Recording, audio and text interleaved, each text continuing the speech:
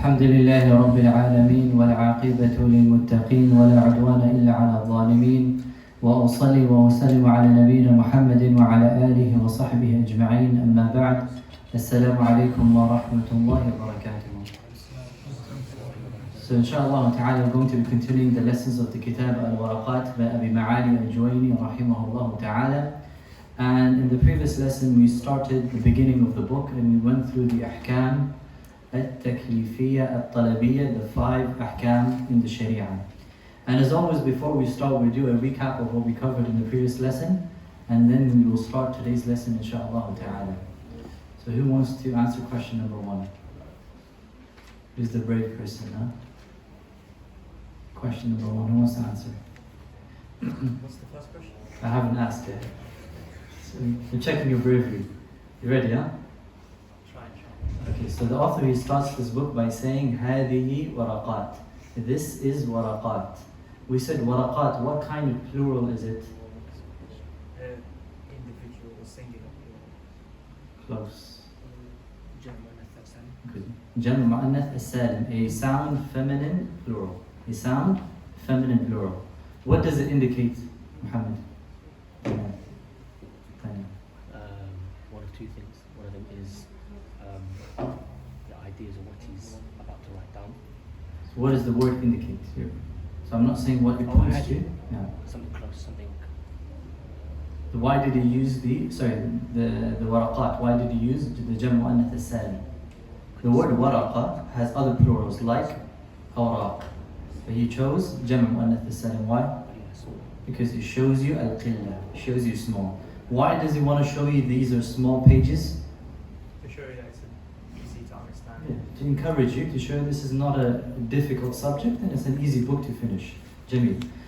Then we said this is, and then he started to define the word usul. And the asl in the Arabic language means what, Ghazi? In Arabic language it means ما يتفرع عنه. Good. Different definitions. One of the definitions that the author used is what? ما يبنى عليه غيره. Something that other things are built on top of it is called a asl.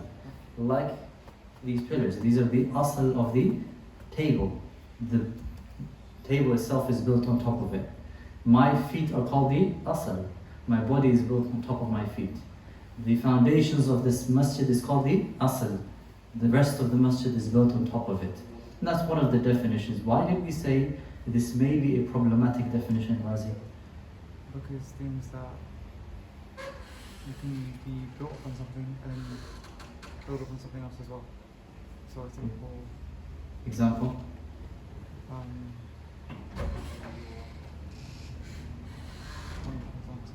I say. Father and his child. Good. So we said the father is called the asl of a child. But we say, is this child built on top of the father? No. He comes out of the father. So that's why some of the scholars, what definition did they use? ما يتفرع عنه غيره. What something comes out from. Good. Then we said the word asl has many definitions in the Sharia. Give me some of those definitions. The asl, so it can mean the evidences. Dalil. Yeah, the Good. asl, you can also use it as a principle that is the default principle. Good. Ongoing principle. It's also used, what we use to do qiyas, Good. ومقيس عليه. and also the qawl al-rajih. Good. Ahsan. And how many definitions did we mention? 4, right? Did we say there's a 5th? Huh? 40, yeah? So there's around 40 different opinions. Some of the brothers messaged me struggling with some of the definitions. In any case, just to answer your question, you're right. So one of the definitions that you brought was al-mustashab. I answered very quickly, I didn't read your question properly. But yes, istishab is one of the definitions. However, I did mention in the previous lesson, but I combined with the definition of al-qa'idah mustamirra. But some scholars differentiate between the usage of the word asl as an ongoing principle and an istishab, which is baqa'u ma kana ala ma kan, and there's a slight variation between them. Is there an issue with calling it an ongoing principle as opposed to a default principle? Yes, because I don't want to get into the technicalities, but the word ongoing principle is opposite and different to the default principle. And when they say al-qa'idatu mustamirra, they mean the default principle. And that's why istishab means the ongoing principle. No, for mustamir. Because Mustamir. I said default, and you corrected me. I said ongoing. Is there a big difference between the two? Not really, no. But your definition, your translation is more accurate. Default. The default principle, why? Something has a default, which is like water. The asal of water is what? Is pure. That's the original ruling of water. It's always pure unless you find something else. Example, tahara, your purity of your body is more of istishab. It's the ongoing principle from whatever you last left it off. If you were last in wudu, then you're not sure if you're in wudu or not. What's the principle? You are in wudu. So it's a ongoing principle, more so. So al-qa'idatu mustamirra is more like a default principle than an ongoing principle. Istishab is baqa'u ma kana ala ma kan. It's the ongoing principle. So I, in the last lesson, combined between the two, but it's relatively the same, inshaAllah ta'ala. And if you want to make it a separate one, you can make that the fifth one, inshaAllah ta'ala. It's called al-istishab or al-mustashab is another usage of the word asl. Al-maqisu alayhi and al-rujhan. Jameel. Then we went through the ahkam. We said a hukum means what in the Arabic language?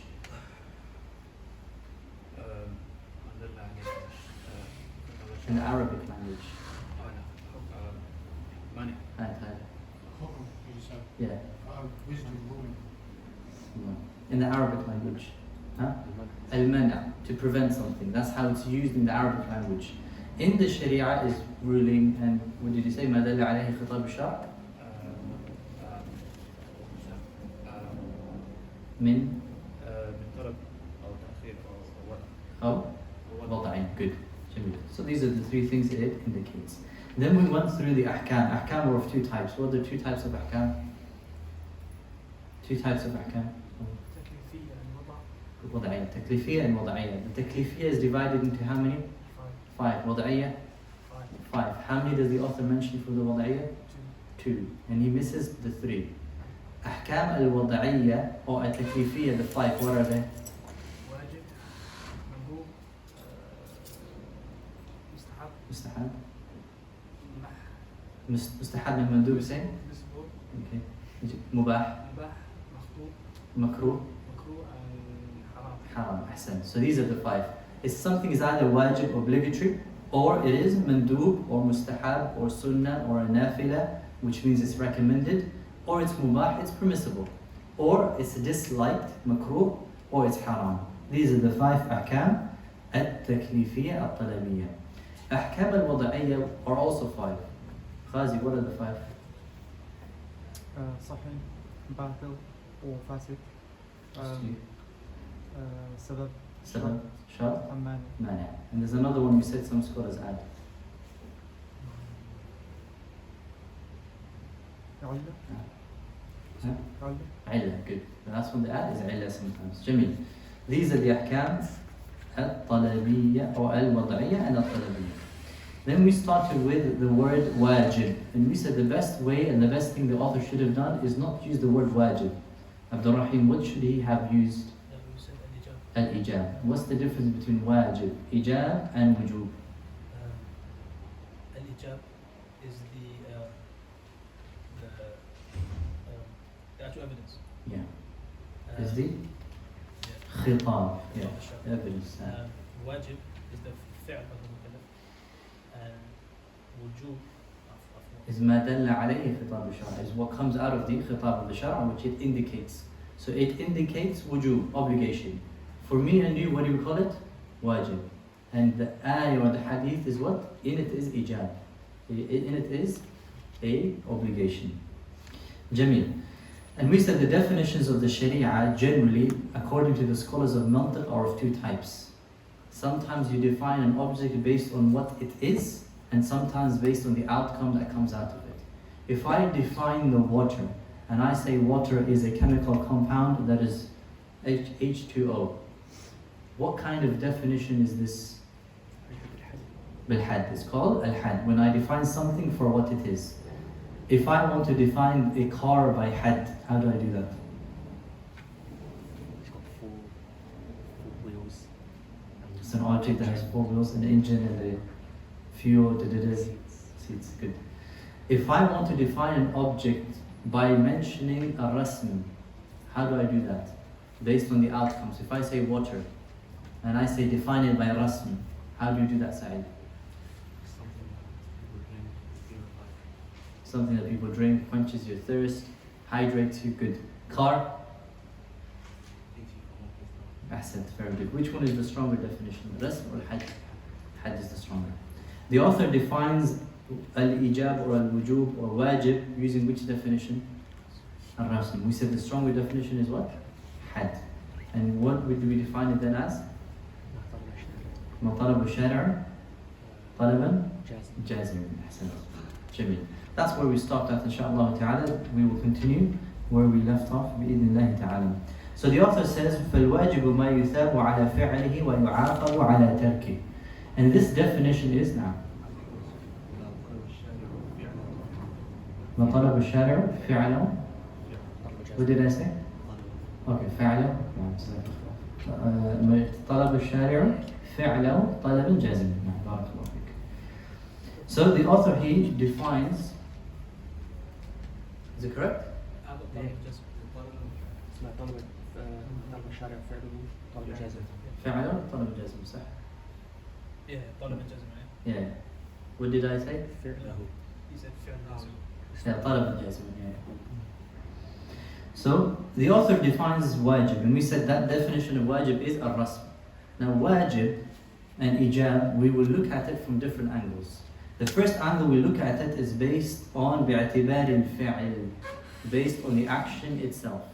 And this is two types. An obligation is one of two types of obligation. A wajibun ayni and a wajibun kifai. A wajibun ayni, an individual obligation. That's number one.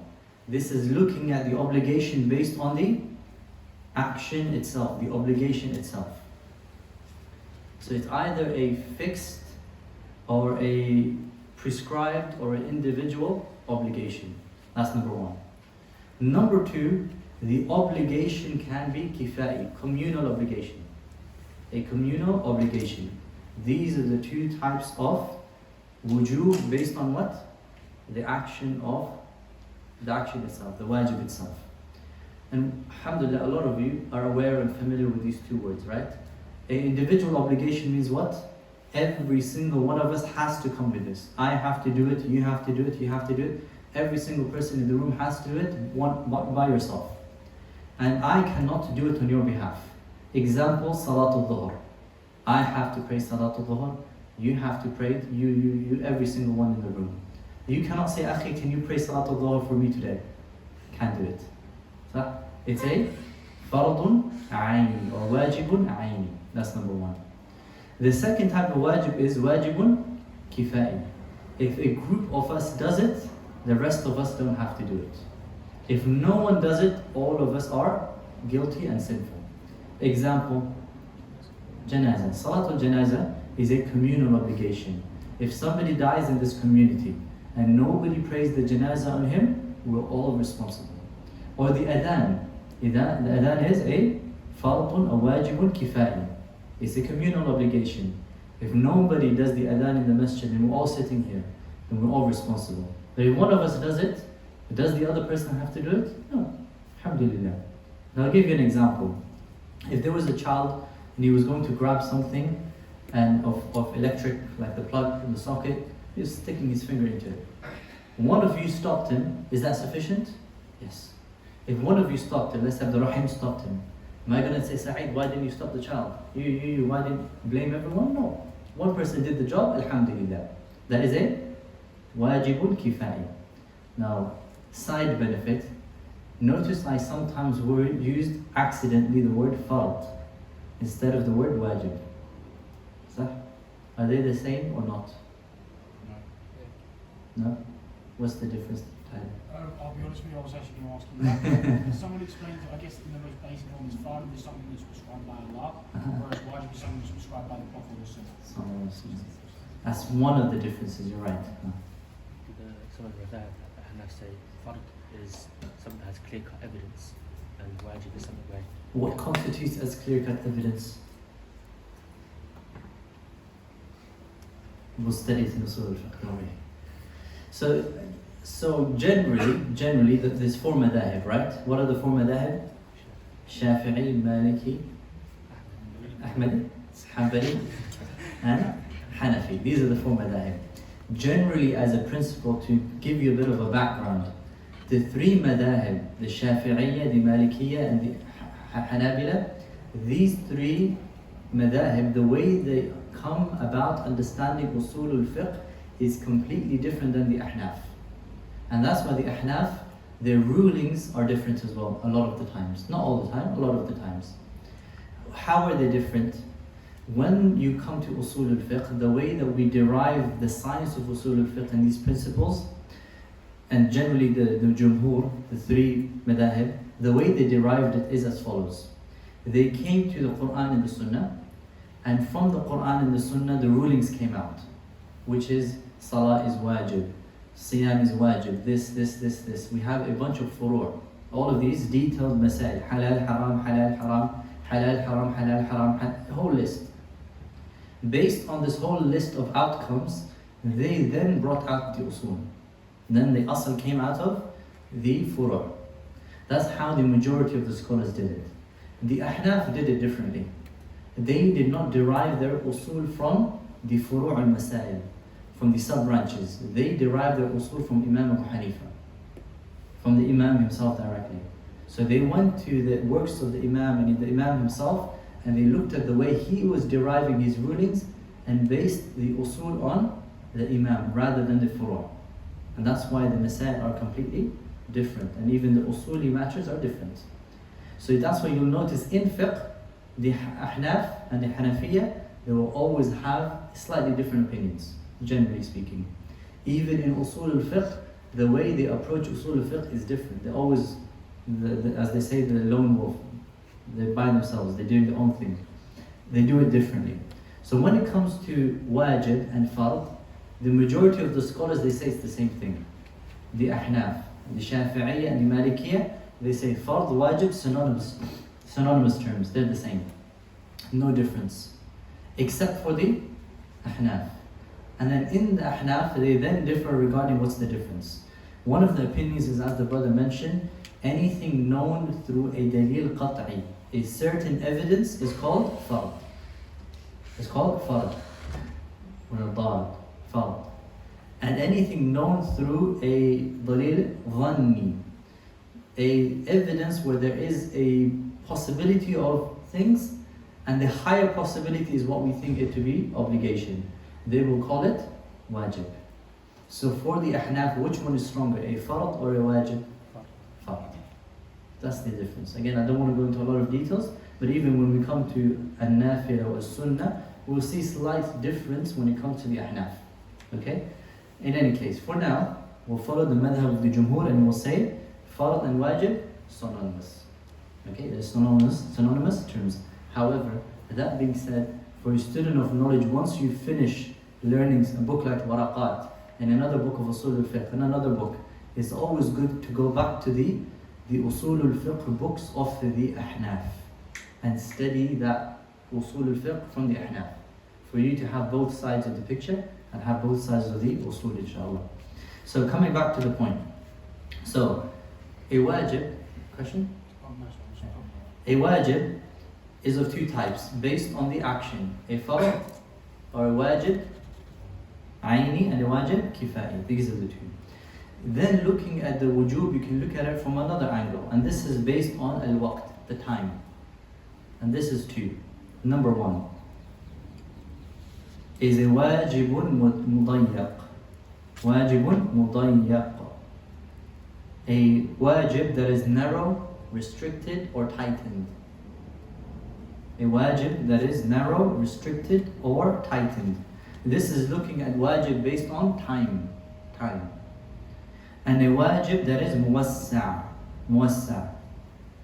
It's a wajib that is expansive and wide.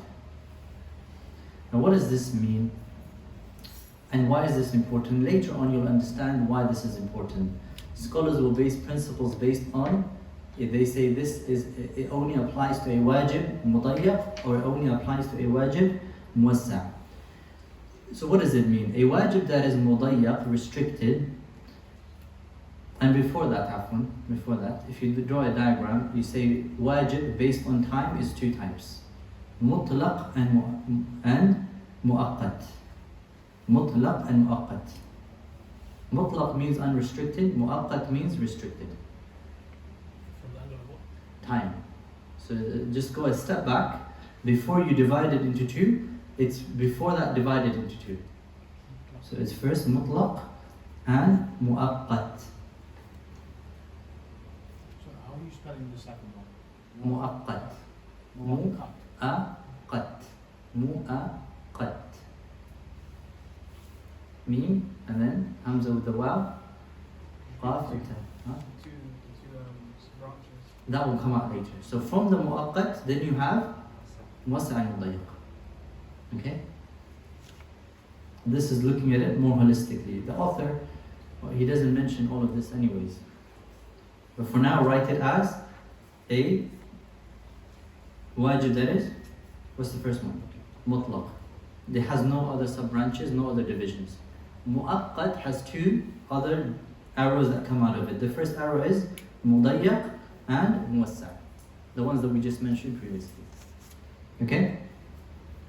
Mudayyaq, it is when you have a time and within that time you're only able to do one instance of that ibadah. That's it. There's a time frame. Within that time frame you can only do one of that ibadah, not anymore. For example, if I said fasting of Mondays and Thursdays, let's say Mondays. The fasting of Monday, on a Monday, how many instances of that fasting can I do? One. Because the fasting will take up the whole day. I can only do fasting one possible time on that day. For example, fasting the month of Ramadan.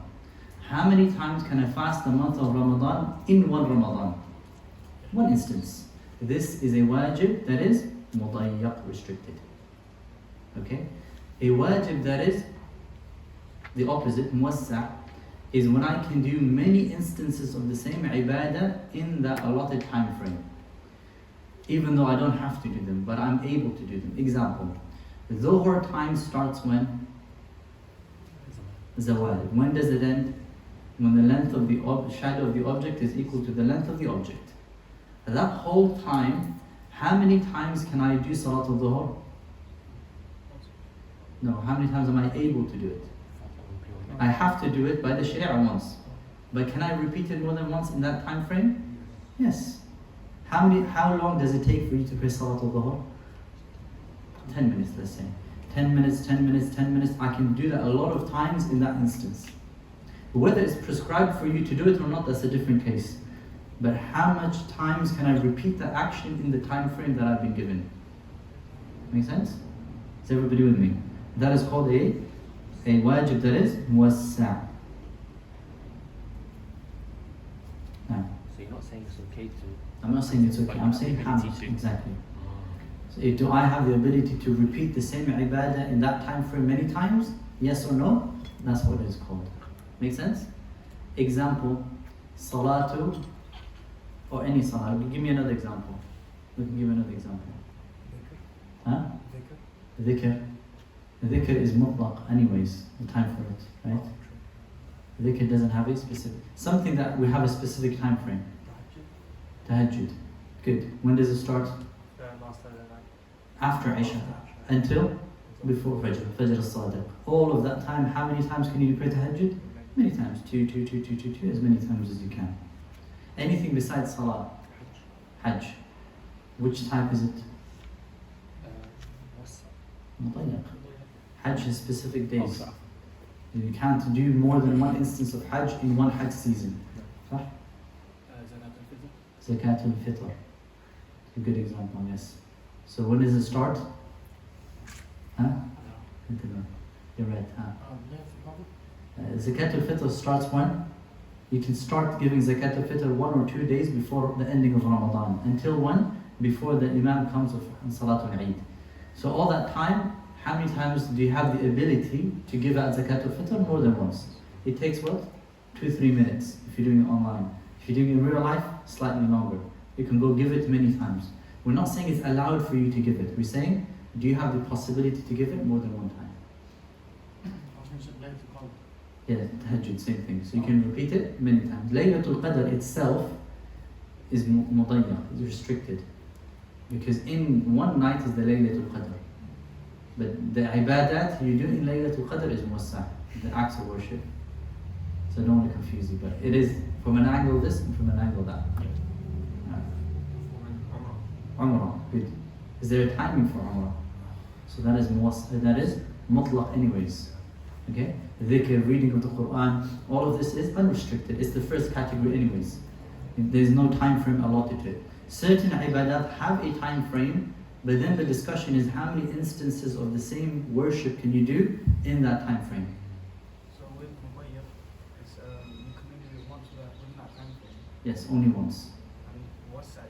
You can do many instances in the time frame. Both of these are, why do we call it mu'aqqat? They have a time frame allotted. That's why we call it mu'aqqat. Missed fasts. Missed fast. It is, Because you're here to do it. it's not wasa.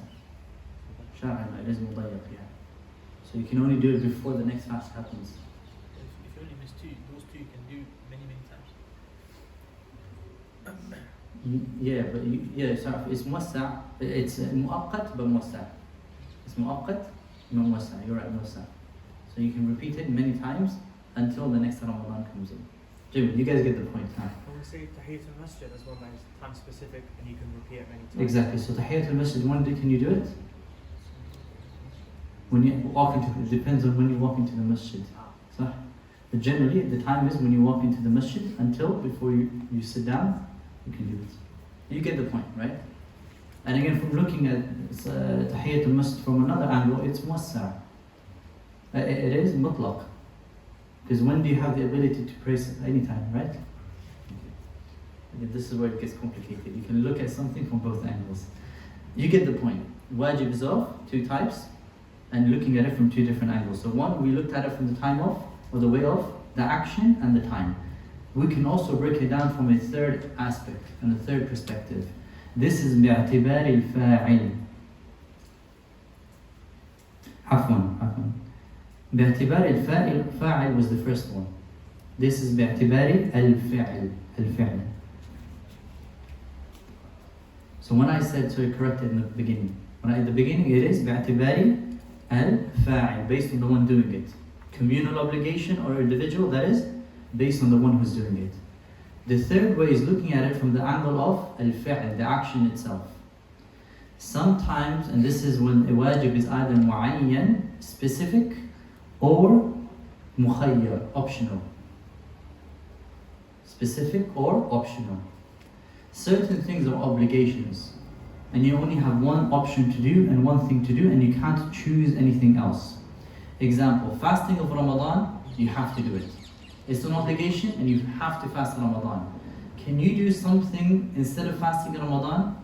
Like somebody says, look, I don't want to fast the whole of Ramadan. Can I just give charity and not fast Ramadan? Or can I just pray 10 rak'ah or 50 rak'ah and not have to fast Ramadan? We say no. This is an obligation, you have no options. This is the only option, fasting of Ramadan. Other acts of ibadat, you have an option. It's an obligation, but you are optional between different things you can do, like kafaratul yameen, the expiation of taking an oath. What is it? What is kafaratul yameen? Raqaba, or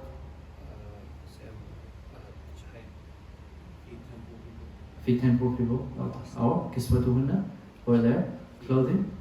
And if you cannot, fasting 3 days in a row. So that is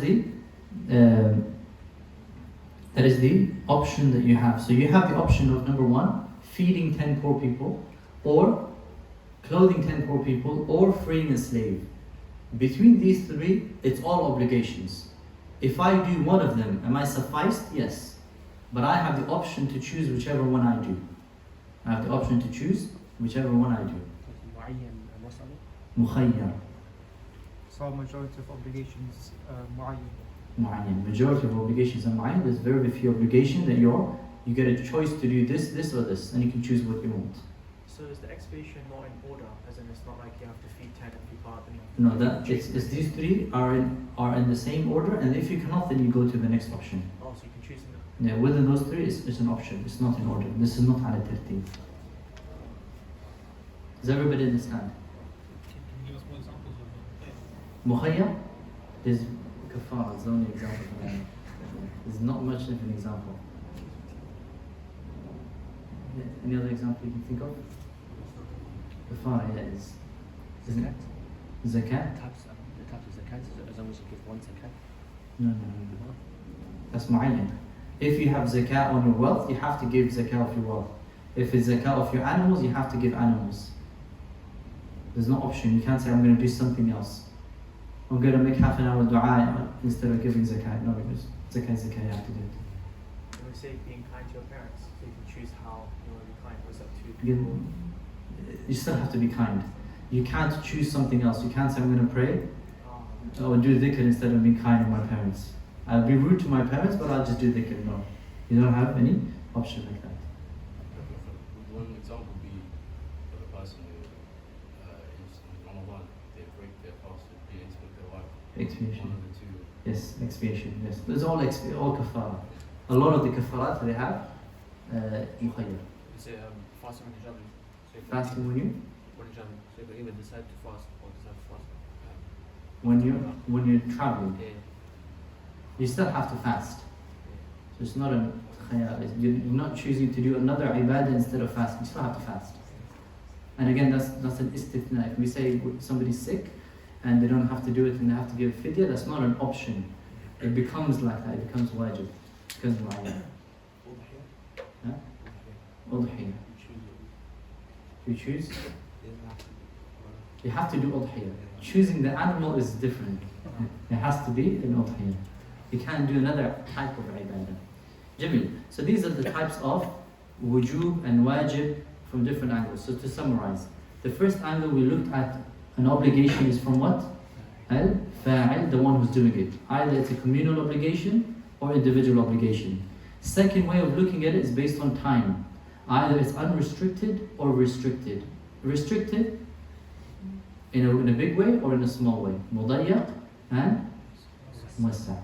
Then we looked at it from the third angle, which is based on the action itself. It's either mu'ayyan or mukhayyar.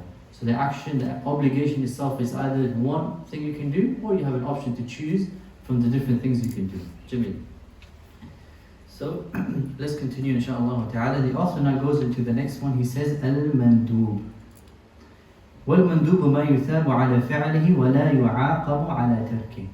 He's defined the second of the 5 ahkam al-taklifiyya. We finished wajib. What's the second one?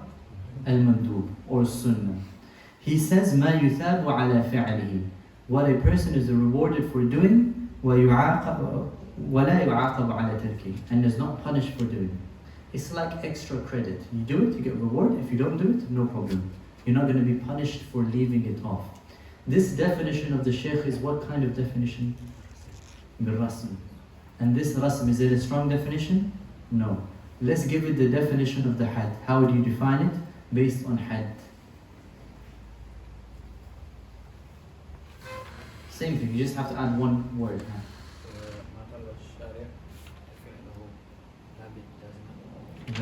فعلا غير جازم. ما طلبه الشارع فعله طلبا غير جازم. Whatever the Sharia, the legislator commanded you to do, and not in a forceful way. The previous thing was what? In a forceful way. Wajib is you were commanded to do it by Allah and the Messenger in a forceful way. A sunnah or a mandub is what? You were commanded to do it not in a forceful way. One word. غير جازم. غير. That's all you added. Not is what you added. Okay? And that is defining it based on what? Al-had. Al-had. Based on what it actually is. Examples of a sunnah. Miswak.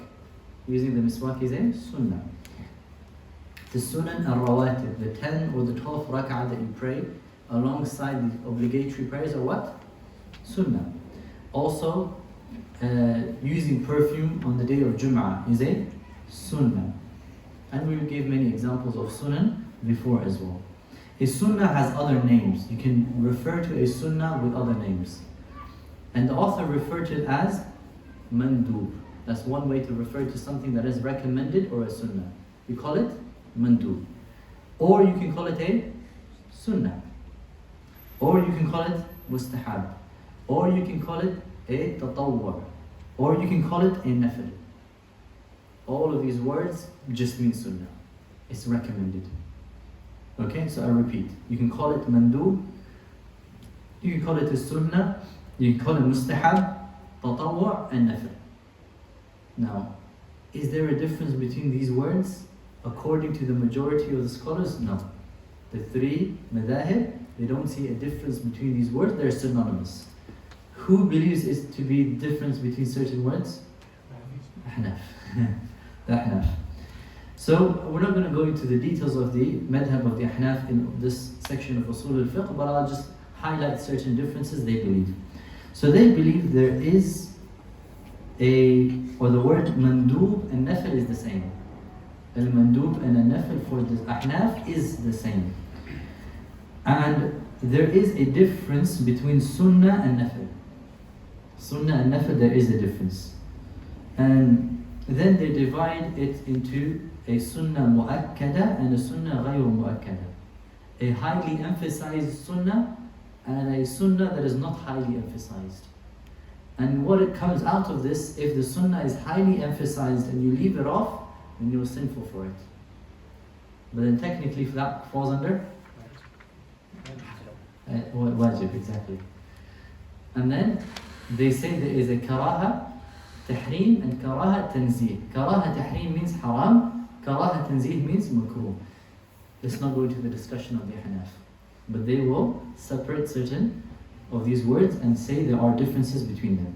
Let's come to the next one, inshaAllah ta'ala. The next of the ahkam is al-mubah, permissible. ما لا يثاب على فعله ولا يعاقب على تركه. You are not rewarded for doing it and you are not punished for leaving it off. That is the definition of the author. What kind of definition? Ar-rasm. That is the outcome of doing an action that is mubah.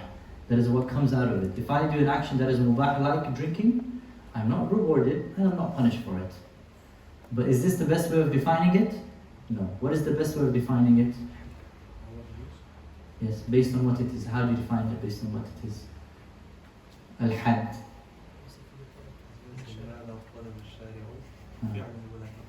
Good. So, you can write this down. It says ما لا يتعلق به أمر ولا نهي لذاته. Something that there is no command attached to and no prohibition attached to it in its essence. لذاته. ما لا يتعلق به أمر ولا نهي لذاته. There is no command attached to it. There is no prohibition attached to it with its essence. ما لا يتعلق به أمر ولا نهي لذاته. And we'll break down the definition in a bit. So if mubah means permissible, what does halal mean? It's the synonymous. Okay. Majority of the scholars, they believe it to be synonymous except the majority of them is synonymous terms. Jaiz, halal, mubah, the same thing. Now, ما لا يتعلق به أمر ولا نهي لذاته. Examples of things that are mubah, permissible, halal, is drinking water, drinking orange juice, sleeping, eating, resting, talking, breathing. It's all permissible. Okay, in and within itself. Now, when we say there is no amr, there is no command attached to it, it removes what? Wajib and mandub. Wajib and mandub, there is a command, one is forceful, one is not forceful. It removes that from the definition. When we say there is no prohibition attached to it, what does it remove? Makruh and haram, disliked and impermissible. Why do we say لِذَاتِهِ? Why do we use the word لِذَاتِهِ? Because there could be times, depending on the situation, where something which is us as permissible can become wajib also. Ahsan. So sometimes, and this is removing a concept in Islam which is مَا لَا يَتِمُّ الْوَاجِبُ إِلَّا بِهِ فَهُوَ وَاجِب. And we'll come to this principle later on inshallah, which is certain things they're permissible in its original essence, but in certain circumstances they become wajib or even haram. Example, eating generally is what? Mubah. I can eat or I cannot eat. But if I reach a point where eating is the thing that will save my life, then eating becomes wajib. Okay? But the original essence of eating was what? Mubah. That's why we add لِذَاتِهِ to remove this concept of something that takes a ruling of something else based on external factors. Another example. If eating fruit is what? Mubah. But if you eat fruit, and if you eat fruit, it will make you miss your salah, obligatory salah. What's the ruling of eating fruit for you then? For you, haram, for you. But not for everybody else. Does that make sense? So to remove the concept of things that lead to other things, we have to add the word لِذَاتِهِ. And this is a qa'idah called al-wasa'il laha ahkamul maqasid. The means, they take the rulings of the objectives. And it's another qa'idah fiqhiyah that we will take another time inshallah. Clear? Okay. So this is what is mubah, and we gave you examples of mubah. This is defining mubah based on the had. And the author defined mubah based on the rasm. Which one is stronger? Had. Now, as a side benefit, the word mubah, other similar words are halal and jaiz. They're similar to mubah. Now, generally scholars say it is synonymous. Even amongst the scholars of the Jumhur, the three opinions, some of them also distinguish between them. Okay? Not in ruling, but in the way that the word is used. Example, halal is what? Anything that is allowed for you to do. And halal is a wider term than just being mubah. Example, anything that is wajib is halal. Praying the salah, is it halal or not? Halal. Using a miswak, is it halal or not? Yes, it is halal. Drinking water, is it halal or not? Halal. So everything that is halal, or everything that is halal, can be mandub and more. So drinking water is halal, which is an action that is mandub, mubah, sorry. Miswak is mustahab mandub, it's also halal. Salah is wajib, it's also halal. But an action that is mandub is only halal, and cannot be, so an action that is mubah is only halal, and not wajib or the rest of it. Does it make sense? Or am I talking to myself? So, how do you earn good deeds then? Do you earn good deeds for doing anything that's halal, even if there is no command to do it or not? Good question. So when it comes to the mubah, you only get rewarded for doing it if you intend it. So drinking water, you're not going to get rewarded just by doing it. Certain actions you will. For example, something that is wajib, praying the obligatory prayers, you'll get rewarded right away. You don't need to actively intend the good like that. You have to have an intention, but you don't have to intend the reward from it. But drinking water or working a 9 to 5 to provide for my family, you can get rewarded with it if you intend something good. Having children, you can get rewarded for it if you intend the good behind it. This is another principle called لا ثواب إلا بنية. There is no reward except with an intention. So that's why the scholars, they say any action that is mubah, permissible, like eating and drinking and things that we do anyways, sleeping and snoring, you'll get rewarded for it if you intend good from it. I'm resting, why? So I can recover and I can use my body for ibadah. I'm going to the gym, why? So I can be stronger, jihad, and I can defend the Muslims, I can defend my family. I can stand up the night in prayer. That's why I do a leg day. So I strengthen my legs. So you can get rewarded for every second you spend in the gym. Why? Just by having that intention. Does that answer your question? But the actions that are wajib, you don't need to intend. You get the reward anyways, but you need an intention for it to be valid. You have to make a conscious intention. You have to have an intention. And then conscious intention, but you just have to have an intention. Conscious intention, what does that mean?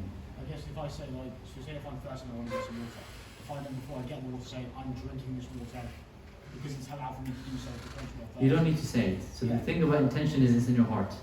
So you don't need to proclaim your intention on your tongue. So all you have to do is drink it whilst thinking, I'm doing it for strengthening my body because it's an amana from Allah so I can do more ibadah. No problem. You don't have to say it on your tongue. Some people say actively having an intention means I have to sit and think about it until I turn red and the veins in my head pop. No, you don't have to do it. You don't have to say it on your tongue. Intention is simply thinking about it. So you think about it, yes, you get rewarded for it. Simply thinking about it. What happens if you do a consistent mandub action and so you don't actively think about the intention? Mandub or mubah? Mubah. Okay. Mandub. So if you do like the sunnah fasting Okay. and you do it for like a couple of months, so now every Sunday night you get ready for the Monday fast, but you don't actively think I'm going to fast tomorrow. You just get some fruits and ready and then you sleep. The fact that you took your fruits ready and you went to sleep and you're intending to wake up and did suhoor, that's your intention. That's your intention anyways. Yeah. Okay.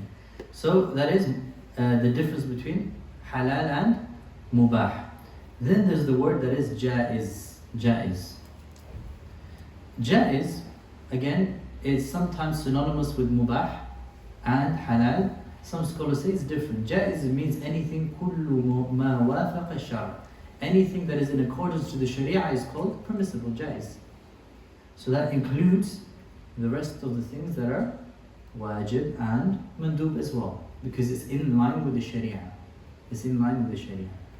So for us, as far as the jumhur are concerned, there is no difference. Synonymous terms. If I call it mubah, I can call it halal and I can call it jaiz, not a problem. Okay, but some scholars do distinguish between those two as well. Now, in the sharia, how do we know, and this is again a whole chapter, but how do we know something is permissible, mubah? Different ways. Number one, Allah will do nafi of al-ithm wal-junah wal-haraj. Allah will say there is no problem with this action. And it's in this way that is referred to in the Quran. For example, Allah says, لَيْسَ عَلَيْكُمْ جُنَاحٌ أَن تَبْتَغُوا فَضْلًا مِنْ رَبِّكُمْ. There is no junah, there is no harm that you seek from the bounty of your Lord. This ayah in Surah Al-Baqarah is referring to Hajj. When the people go to Hajj, the people at the time of the Prophet, some of them were businessmen. And they thought, I'm coming from Medina to Mecca, I might as well take some of my product and sell it, business. Mecca is a good chance.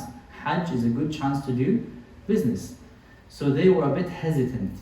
Should we do it? Should we not do it? And Allah revealed the ayah, لَيْسَ عَلَيْكُمْ جُنَاحٌ. There is no harm upon you that you seek the bounty of your Lord. Now this way of addressing لَيْسَ عَلَيْكُمْ جُنَاحٌ, there is no harm, shows you it is permissible. It's one of the ways to show you an action that is permissible. Also, for example, when Allah says there is no haraj, which is similar to junah, there is no haraj, same thing. Or Allah says فَلَا إِثْمَ عَلَيْهِ, there is no sin upon you, means it's permissible. All of these different ways of mentioning it. The second way is Allah will call it halal. Allah will refer to something permissible as it's halal. Example, Allah says وَحِلَّ لَكُمْ لَيْلَةَ الصِّيَامِ الرَّفَثُ إِلَى نِسَائِكُمْ. In the night time of Ramadan, not morning, night time, after Maghrib, you're allowed to enjoy relations with your spouses. What does Allah say? أُحِلَّ لَكُمْ, it's halal for you. Allah called it halal. This is another way that you know it's what? Mubah. And there's other ways as well, and again we're not going to go into all of these details, but these are certain ways that you know, these are called siyagh al-ibaha, the formats of something being mubah.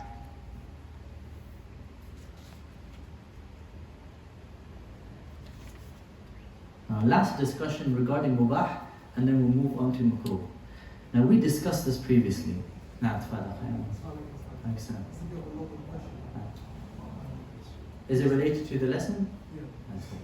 Previously mentioned that if you have the intention of doing something that's in the Quran, you get rewarded for it. For example, Yes.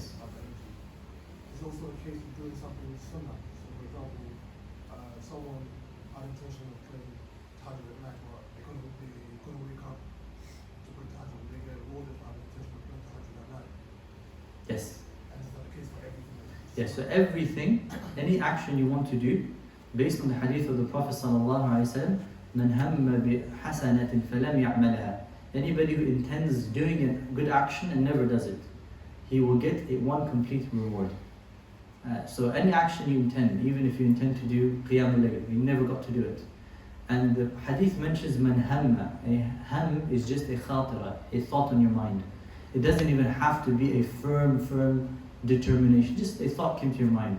You were sitting, you thought, you know what? One day it would be a nice idea for me to build a masjid.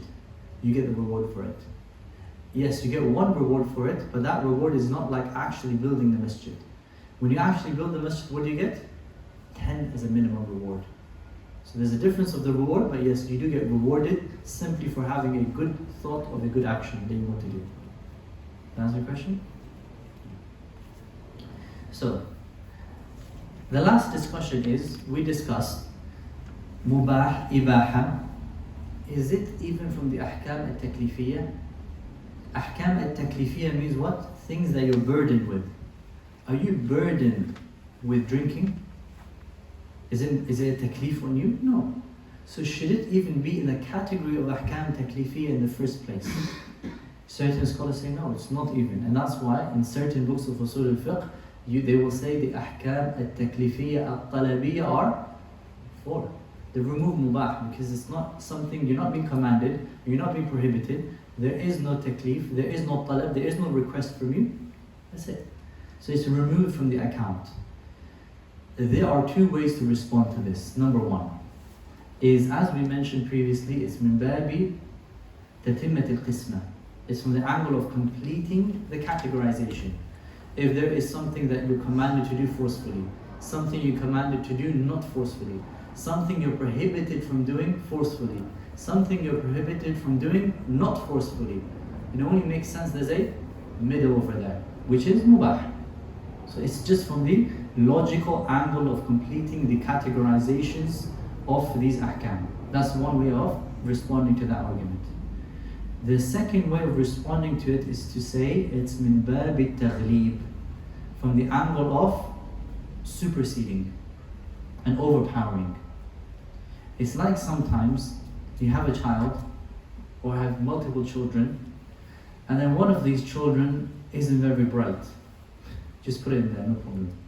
Or sometimes you have a case where somebody wants to go and let's say a king is giving out a lot of money, and he only invited 10 people. Then one extra person joins him. Look at on the side. The king sometimes may give that money to that one person. Just no problem. It's with the group, we'll add it, no problem. It's called taghlib, and this is present in the Sharia. Example, and this is present in the Sharia in the speech of the Arabs and the way that the Arabs they speak. It's min asalib al-Arab. The Arabs they function like this.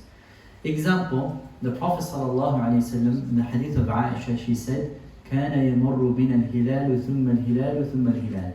The crescent would pass, the crescent would pass, and the crescent would pass. Meaning 3 months would pass, and there is no fire kindled in the house of the Prophet, meaning for cooking. So when Aisha was asked, how would you survive? How would you live? What did she say? Al-aswadan, the 2 black things. What did she refer by the 2 black things? Dates and water. Dates we can understand is black. Ajwa and other times it can be black. Water is it black? What color is this water? Clear. Or no color, or transparent, or blue, whatever. It's definitely not black. But if I put dates and this together, sometimes the thing that overpowers the other thing, I can just bunch them up and call them black, no problem. The Arabs do this. Another example of this is, and by the way, as a side benefit, some scholars say no. Even that is not a good example. Why? the water they were referred to was in a qirba, in a water skin, in a container. And that water skin, you look inside, what color do you see the water? Black is dark inside. In any case, then we have another example for you, which is the two parents in Arabic are called al-abawan, the two fathers. Ab is what? Father. The father and the mother in Arabic are called al-abawan, or abawain, the two fathers. Are they two male? No, one is a male, one is a female, mother and a father, right? But they're called fathers. Why? Min babi taghlib. One overpowers the other. It's used in the Arabic language like that. You bunch them up together, the thing that overpowers the other, you just kind of give them the same name. It's allowed. It's the way that the Arabs, they speak. So here they say, adding mubah into the category of the ahkam, min babi taghlib. Just bunch it up, put it in together, bunch them up, it's one or the other. That's the other way of responding to why should mubah even be in the ahkam al-talabiyya. Does it make sense? Saad, you had a question? I was going to ask, you know, these in the fiqh books when they say Khitan al-am. is that why some scholars say that the woman doesn't have to be circumcised? Now, they say babi taghlib. But again, some of them, there is a ruling that women are allowed to be circumcised. Whether it's a sunnah or not, that's a different case. For men, it's what? Wajib. Question? Answer the question, no? Okay. So this is the response to that issue. Then the author, he goes on to the next hukum, which is what? Mahdur. He says, Al-mahdur ma yuthabu ala tarkihi wa la yu'aqabu ala fi'lihi. Mahdur is what? Haram. It's the same thing as haram. He says, ma yuthabu ala tarkihi. If you leave it off, you are sinful. And if you leave it off, if you leave it off, you're rewarded, and you are punished for leaving it off. This is for doing it. You are punished for doing it. Example, shirk. If you leave off shirk, you are rewarded. Put a disclaimer, we'll come back to it. If you leave off zina, you are rewarded. Put a disclaimer, we'll come back to it. If you leave off lying and cheating and stealing and everything that is haram, you are rewarded. Put a disclaimer, we'll come back to it. But you are going to be punished for sure if you do those haram things. Okay? You'll be punished if you do those. These are what is mahdhur. Now, this type of definition that the author brought is what? What is it called? Ar-rasm. Is it a strong way of defining things? Mahdhur here is what? He's giving you the definition of mahdhur based on what happens if you do the mahdhur. We're not concerned with that. We want to know what mahdhur is based on what it actually is. Based on the had. So how can we define it based on the had? Good. ما طلب الشارع تركه طلبا جازما. Anything that the legislature commanded you to leave off in a forceful manner. That is something that is mahdhur haram. Example is disobeying your parents, shaving the beard, extending the garments of your clothing below your ankles, backbiting, slandering, jealousy, envy. All of this is what? Haram. These are examples of haram. Now, remember the disclaimer I gave you? If you leave this action off, are you rewarded right away? No. Meaning, if I leave something that is a haram thing, like zina, fornication, I leave it off. If I left it off because I never got an opportunity, somebody, if they had an opportunity, they would do it, but never got an opportunity. Are they going to be rewarded for leaving it off? No. If somebody left off zina, because they were scared not of Allah but because of what the people were going to say to them, they would have done it. But then they saw somebody they knew, they stopped themselves from doing it. Are they going to be rewarded for leaving off the action? No. They're only rewarded if they are doing it and they're leaving it off to follow the command of Allah. In obedience to Allah's command, then they will be rewarded. That is important. Okay? So the reward only comes in place for leaving a haram action when you do it for the sake of Allah. Not because of the fear of the people, and not because of laziness, and not because of no chance. Some scholars correct the ta'rif al-rasm and say يستحق بالعقاب. Now we're coming to that inshallah. No. So this ta'rif that is rasm, that is in front of us, the first thing is يُعَاقَبُ عَلَى فِعْلِهِ. He is going to be punished for doing it. Again, some scholars say, how can you guarantee Allah is going to punish them? Because it might be a case Allah forgives them. Allah forgives them. So you cannot say Allah is definitely going to punish them. So how do they replace it? مَا يَسْتَحِقُّ الْعِقَابِ. They are deserving of punishment. Some scholars say add that deserving in there. Some scholars say even that. I mean, they might not even be deserving of it. So just say they are blameworthy for doing it. مَا يُذَمُّ عَلَى فِعْلِهِ. Anybody who's going to be blamed. So they're blamed whether they deserve it or not. Or whether they're punished or not. They're still blamed. So that is even better, they say. In any case, this definition, we can shorten it. What part of the definition of the rasm that is in front of us by the author can we remove? And that will suffice as a definition. We'll remove the first part, the second part will suffice.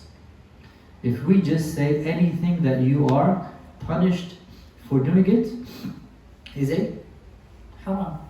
You don't have to add the first part. You don't have to add the first part. Now, is something that is mahdhur is also called haram. So mahdhur and haram is the same thing, generally speaking. Make sense? Any questions? What's the last one that we have? Makruh. The author says, وَالْمَكْرُوهُ مَا يُثَابُ عَلَى تَرْكِهِ وَلَا يُعَاقَبُ عَلَى فِعْلِهِ. Makruh is what a person is rewarded for leaving it off and not punished for doing it. You leave this action off, you will be rewarded. If you do it, no sin. Example.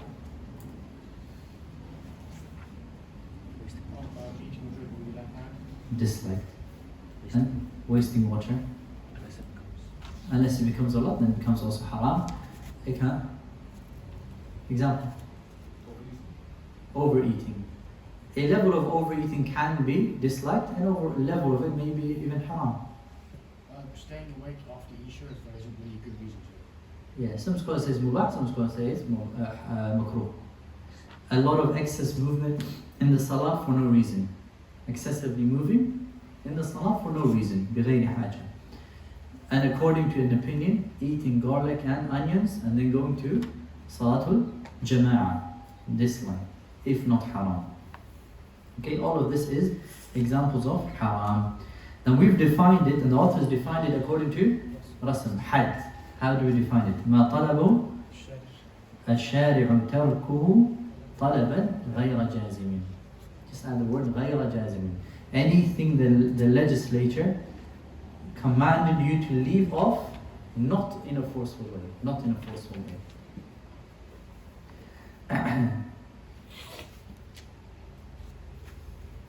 Does anybody have any questions so far? You guys with me? Huh? Not lost. Is there a difference of opinion between things that are makruh and things that are haram depending on which madhab you follow? We'll come into that discussion. That's the last discussion. That's a very, very good question. But there is a reason why they get confused, and sometimes you will hear examples like qaza', the shaving of the sides. Some of them say haram, some of them say makruh. Some of them say smoking. Smoking is disliked, haram. There is a difference why that comes about. We'll discuss it now. But generally, if something is haram, it's haram. And if it's makruh, it's makruh. There's a reason why they get confused. Yeah. I was going to say, because when you said about smoking, because I have heard both of those opinions, but wasn't smoking considered makruh at first just because it smelled bad, but that was before they knew what it did to you? Good. So I guess my question was going to be, is there other examples of that where it turns out, as me being more knowledge about something, where it goes from being makruh to being haram? Now, so there's a lot of, and this is an issue which is called the fatwa, a ruling, a legal ruling. Does it change over time? Yes, it can change over time. I'll give you an example. When the Ibn al-Qayyim rahimahullah ta'ala, he speaks sometimes in his book, and he speaks about a animal that is hunted through a gun, using a gun. When an animal is hunted through a gun or a type of a gun. So he used to say, this is not allowed, it's haram for you to hunt an animal using a gun. And when this rule, he doesn't say this time, but he said back in the day when the scholars gave this fatwa, which is killing an animal using gun was haram. Later on today, if you shoot an animal, a deer, with a gun, is it allowed? Yes. Were they wrong or are we wrong? Or are we both correct? We're both correct. The reason they used to say it's haram back in the day, because guns back in the day were not the guns of today. This is before gunpowder was introduced. Guns back in the day was rocks. It's more like a catapult. Put a rock in, shoot it, and the animal dies not because of killing. It dies because of weight. The stone or the rock falls into the animal and crushes it. This is considered to be maita, a dead animal in the Sharia. Therefore they used to say an animal hunted using a gun was haram. Then when the gunpowder came, and then we know bullets, the bullet goes in and it exits the animal from the other side, killing the animal, they said it's allowed. So they were right when they gave that fatwa, and we're right when we gave this fatwa. So this concept of does rulings change over time based on the reality of the matter? Yes. And smoking was one of those things. They never knew that smoking had a harm. They thought it was good. In fact, they used to think it helps in the seeking of knowledge. But then they found out, no, it's harmful and it's causing destruction to your own body, therefore it's haram. So a ruling relies on a lot of issues. Number one, the change of time, which changes the reality of the matter. Even the reality of your perception of something, the ruling changes based on that. But yes, to come back to your original question, yes, there is a reason why some of them say it's haram and disliked, and there is a lot of confusion regarding that because of a reason we'll mention now. Would the early Usuli put makruh in Hadith? Yes, we're coming to that one. You're right. So scholars would use the word makruh to mean haram. They don't mean makruh, the dislike, the one that we use. So a lot of the scholars of the past, when they say this is makruh, they actually mean haram. They don't mean disliked. What was the second one for haram that you said? This is the one that the author mentions, mahzur. Mahzur. Now. So what word would they use for dislike? We'll come to this, inshallah. We'll come to this. So this is what I'm about to mention, which is very, very, very important point. The word makruh is used in 3 ways in the Sharia. And the scholars, when they use the word makruh, they can mean one of these 3 ways. Number 1, the first usage of the word makruh is disliked. What we just took. What did we say is makruh? Something that's disliked. If you do it, no sin, you leave it off, you're rewarded. Like all the examples that we gave. That's the first usage of the word makruh. The second usage of the word makruh by the scholars, and these are the old scholars, the mutaqaddimin, they will mean haram by it. So they will say makruh. What do they mean? Haram. And this is based on the ayah in the Quran where Allah subhanahu wa ta'ala says, وَلَا تَقُولُوا لِمَا تَصِفُ أَلْسِنَتُكُمْ. Do not say what your tongues, with your tongues, هَذَا حَلَالٌ وَهَذَا حَرَامٌ. This is halal and this is haram. That you are going to speak about the religion of Allah without knowledge. So from min babil wara', from being scared of attributing something to the religion and clearly saying this is haram or this is halal, if they felt like something was haram, they would not say haram. They would just say, I don't like it. I don't think it's a good idea for you to do it. From the angle of having the fear of attributing a ruling to Allah's religion, and they may be wrong. And this is how the great scholars of Islam were. Like Imam Ahmad, Imam Shafi'i. If they found something to be haram, they would not say haram like us today. Haram, you can't do it. Bitcoin haram, forex haram, halal. No. They say, I don't like it. I don't think it's a good idea. These kind of words. One of these words is what? Makruh. Makruh means I dislike it. It is disliked to me. But what do they intend behind it? Haram. Just like Allah mentions in Surah Al-Isra, Allah mentions a list of things that are haram, major sins, like killing, like stealing the wealth of the orphans. And at the end of it, what does Allah say? وَكُلُّ ذَلِكَ كَانَ سَيِّئُهُ عِنْدَ رَبِّكَ مَكْرُوهًا. All of that, according to your Lord, is makruh. Do we say killing is disliked? No. Makruh here means what? Haram. And in other qira, وَكُلُّ ذَلِكَ كَانَ سَيِّئَةً عِنْدَ رَبِّكَ مَكْرُوهًا. It's disliked. But here disliked means what? Haram. So there is a usage of the word makruh to mean haram. Examples. Imam Ahmad rahimahullah ta'ala, the great Imam, he would say, and he has a statement where he said, أكره المتعة. I dislike mut'a. Mut'a is a type of temporary marriage that the Shia do. I marry you for 5 minutes. Okay, that is mut'a. What did Imam Ahmad say? أكره, I dislike it. وَالصَّلَاةُ فِي الْمَقَابِرِ, and praying in the graveyards. He said, I dislike it. And when Imam Ahmad says, I dislike these two things, what does it mean? Haram. Why does he not say dislike or haram? Out of fear of attributing something to Allah's religion that may not be true. Also, for example, you find statements like Imam Ahmad, when his sons, Abdullah and Salih, they would ask him questions. And he had 2 sons that used to, or they have masail, a book called Masail. They would ask their father questions and their father would respond. So they would ask their father, Sa'altu Abi, I would ask my father, Imam Ahmad. And then my father says, Qala akrahu dhalik, I dislike that. When Imam Ahmad says, I dislike that, what does it mean? It's haram, don't do it. Okay? Another example is Ibn Qudama in his Kitab al-Mughni. He says, or when in Mukhtasar al-Khiraqi, which al-Mughni is a sharh of, he says, يُكْرَهُ أَنْ يَتَوَضَّى فِي آنِيَةِ الذَّهَبِ وَالْفِضَّةِ. It's disliked to make wudu in a container made of gold and silver. Yakrahu, Ibn Qudama explained it. He says it means haram. It means haram. So dislike, or this word karaha, I dislike something, according to the scholars of before meant what? Haram. Which is why you find scholars of before using the words like, dislike, and then very, very smart people coming today, sarcastically, smart people coming today saying, it's a dislike, so it's a dislike. What they haven't understood is, when the scholars of the past used to use the word dislike, what they actually mean behind it. It means haram.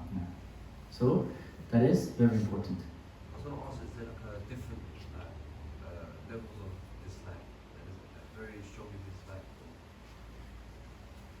Certain things are more disliked than others. Even, for example, wajib. Not everything that is wajib is the same levels.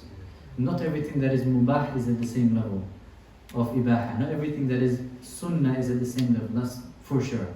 For example, when it comes to wajib, is the obligation of the 5 pillars of Islam, salah, zakah, hajj, and these things, like the obligation of something else, like zakatul fitr? No, it's not the same obligation. So even in each one, it's different. Even dislike, each one is different. As a side benefit, even sometimes scholars of the past, like Imam Ahmad, would use the word makruh and mean what? Actually mean disliked. This is where it becomes confusing. So how do we recognize when he uses makruh and he means haram and then he means dislike? You have to study the works of the scholars, put it in context, and that's how you understand it. And you build the statement of scholars based on statement of other scholars, and you get the full picture. Okay? That's the second usage of the word makruh. The third usage of the word makruh is tarkul awla. Tarku al-awla. Which is, it's a level between mubah and makruh, disliked. Between permissible and disliked. It's in the middle of that. And you have an option between 2 things, but leaving off one of these things and choosing the better option is good, and the thing that is less, or the less likely thing that you should choose is makruh. So they don't mean by it disliked. And I'll give you an example, which is, so it's leaving off what is better. Tarku al-awla. Leaving off what is better is called makruh. Example, leaving off the sunnah of dhuhr. What's the ruling of it? Some scholars say it is, so you said it's mubah. Some scholars say it's makruh. But they don't mean makruh, which is dislike that we meant before. It just means it's better for you to not leave it off. So it's between mubah and makruh, it's in the middle. So by that definition, you can never do like fair. It's always leaving something off. Yes, in the tark. Now, it's not doing. No. In doing, we wouldn't call it makruh. By that definition. About the definition now. It's tarku, tark, not فعل الأولى. فعل الأولى is what? مستحب. Make sense? Any questions? So with that word wearing Nike, for example, that's kind of feeling easy. Some say it's completely wrong because it's shit, other people say it's fine. Good question. What do you guys think, huh? They say wearing Nike. Huh? Huh? You don't know. You guys are mufti now. You guys just study this sort of stuff.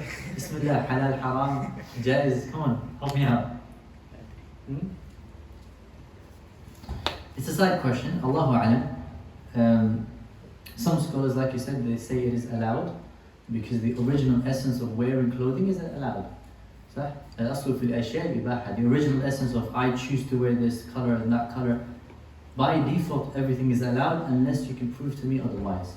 Now, some scholars they say no, it's not allowed. Why? Because of the tick is a sign of a goddess that used to exist back in the day. We have the hadith of the Prophet ﷺ when somebody wanted to slaughter an animal in a place called Buwana. And the Prophet's first question was there an idol that used to be worshipped in that place? Now this man wanted to slaughter an animal for the sake of Allah, but in that place. So the Prophet said, was there an idol that used to be worshipped there? The man said no. And the Prophet said, was there a festival from the festivals of the people of Shirk celebrated there? The man said no. And then the Prophet said you can do that action. If the Prophet or the man's answer was yes, an idol used to be worshipped here, or a festival used to be here, the Prophet's answer would have been, don't do that, even though he's doing it for the sake of Allah. So a group of scholars, they say, because this has roots in a Greek goddess, as they say, then it's haram. Allahu a'lam, I don't know the correct opinion. I haven't looked into the matter with great detail to say yes or no. I can't say that. But what I will say is, following the hadith of the Prophet, from the hadith of Nu'man ibn Bashir, where the Prophet ﷺ said, إِنَّ الْحَلَالَ بَيِّنْ وَإِنَّ الْحَرَامَ بَيِّنْ. There's certain things that are clearly halal, like daylight, you can't debate it. Drinking water, halal. Drinking orange juice, halal. And certain things that are clearly haram, alcohol, zina, riba, no doubt about it. Then the Prophet said there are grey areas, and the Prophet commanded us to stay away from the grey areas. So I would say the very least a Muslim should do is what? If you're not certain, just stay away from it. It's safer for your religion, it's safer for your reputation in front of the people. Stay away from it. But me personally, I don't know, I haven't gotten as far as understanding whether it's halal or not. But I would say, to be on the safe side, there's no harm in staying away from it. Plus, there's other brands you can wear, right? It's not the only brand in the market. So there's other brands you can wear, alhamdulillah. Does that answer your question? Yeah. Let's go back to the book. Okay. The author says, was sahih. The author now goes, are you guys tired? Should we finish? Huh? Should we carry on next week? We'll do a few more chapters? We'll do one more chapter, inshallah. So the author now goes into another issue, which is the ahkam al-wada'iyya. He's finished the 5 taklifiyya, alhamdulillah, we've finished that. Now the ahkam al-wada'iyya. How many does he mention? 2, sahih and batil, or fasid. He says, وَالصَّحِيحُ مَا يَتَعَلَّقُ بِهِ النُّفُوذ وَيُعْتَدُّ بِهِ. Sahih is anything that يَتَعَلَّقُ بِهِ النُّفُوذ. It's connected to it is execution, meaning it applies. وَيُعْتَدُّ بِهِ, and it's accepted. So with it applies and it is an action that is accepted. And al-batil is the opposite. مَا لَا يَتَعَلَّقُ بِهِ النُّفُوذ وَلَا يُعْتَدُّ بِهِ. It is something that there is no acceptance is not accepted, and it's not executed, and it's not acceptable. That is batil. So the opposite of sahih. Now, we mentioned other things, right? Like sabab, shart, and mani'. Now write it down. If something has a sabab that is present, so write sabab, present, put a tick in front of it. Shart, condition, present, put a tick in front of it. And mani', a preventative factor, put an X in front of it, or write absent. So shart and sabab are present, and a mani' is absent. The condition and the reason are found, and the preventative factor is absent. Automatically that action becomes sahih. The action becomes sahih. I'm sorry, so could you repeat that again? Okay. So a sabab and a shart. A sabab is the cause, and it's the other three ahkam al-wad'iyya. So from the other three, if the sabab is found, the reasoning is found, or the reason is found, the condition is found, and the preventative factor is missing. So two of them are found, and the third one is missing. This automatically equates to sahih. And the opposite. If the shart is absent, and the sabab is absent, but the mani', the preventative factor, is found, this automatically becomes batil or fasid. Sorry, what do you mean by preventive factor? Good. It's a preventative factor. We haven't discussed shart, sabab, and mani' in detail anyways, because the author hasn't brought it. Or even illa, because the author hasn't brought it. But a preventative factor is something that prevents you from doing an action, like a menses for a woman to pray the salah. For a woman to pray the salah, menses is a preventative factor. So if she prays the salah and this preventative factor is found, what do we call the salah? Batil, fasid. Or for example, junoon, insanity, for a fasting person or even a praying person. It is a mani'. If an insane person fasts, and it's a preventative factor, what do we call the fasting? Batil, invalid. Okay? So that's what a preventative factor is. So it's like an equation. If you have the shart, if the condition is found, the sabab is found, and the preventative factor is absent, then the action is upright, authentic, valid, sahih. But the opposite. If the shart is absent, the sabab is absent, and the mani' is found, and it doesn't have to be all three. It's one, any of these is true. The action will automatically be fasid or batil. So really, Imam al-Haramain, when he brought these last two, which is sahih and fasid, as the only thing, he was looking at it from the outcomes of the result. And that's true. He didn't have to mention shart and mani' and sabab, because that's used in the process, but that's not the outcome of the ruling. You don't say to somebody gives you a fatwa, what's the ruling of a nikah? You don't say sabab. Do you say sabab? Do you say mani'? No. You either say it's valid or invalid. What's the ruling of this transaction? What do you say? Valid or invalid? You'll never say what? Preventative factor. No, it doesn't make sense. That preventative factor and the reasoning and the shart is used to derive the ruling. Question? It comes under it. It comes under it, but it's used. It comes under it, but it's used to derive the end result. Sahih or fasid. So example of this, if somebody does a nikah without satisfying the conditions of nikah. Example, one of them is what? A wali. Then what is that? Fasid or batil. According to certain madahib, like the Shafi'iyya, mentioning the dowry, mentioning it is a condition. If a marriage happens and the imam who's officiating the marriage doesn't announce the dowry, according to the Shafi'iyya, or an opinion of the Shafi'iyya, what is it? Imam. Qadar that happened to one of the brothers. The imam, in a masjid very close to here, his marriage is happening, the imam comes and he says, I marry you off to my daughter, And he doesn't mention, he just says with the dowry that is allotted. The Shafi'iyya say you have to specify the dowry. No, with the allotted dowry. Alhamdulillah, happened.